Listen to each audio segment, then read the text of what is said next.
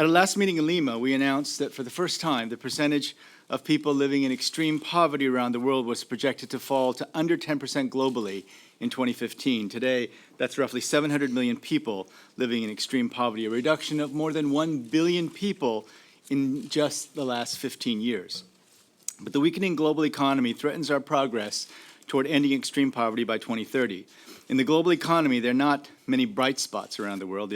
Jeremy Torchman with AFP. I have two questions, if I may. The first would be on the Panama. We've just downgraded our global growth forecast this year from 2.9% to 2.5%. In this period of global economic slowdown, we're also facing major global challenges, forced displacement, climate change, and pandemics. And I want to stress that each of these three represent very clear downside risks to the global economy. Developed countries. And I have a question also on... So on the Panama Papers, we're extremely concerned about the fact that it's been revealed once again, and it was no mystery. We knew that these things were happening, but I want to stress that when taxes are evaded, that when state assets are taken and put into these havens, all of these things can have a tremendously negative effect on our mission to end poverty and boost shared prosperity. Mr. President, the two issues. First one, Panama. And yes, we're very concerned about Russia. We expect Russia will have negative growth again this year.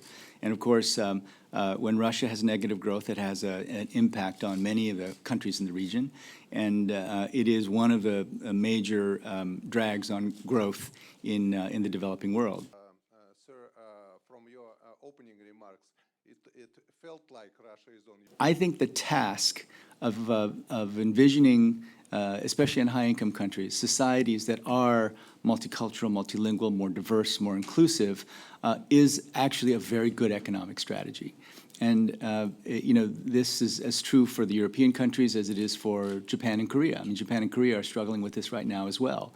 So I think that, that smart leaders have to sit back and say, we are going to need migrants. We're going to need to increase the diversity and inclusiveness of our societies over time, not only because it's the right thing to do, but for economic reasons. And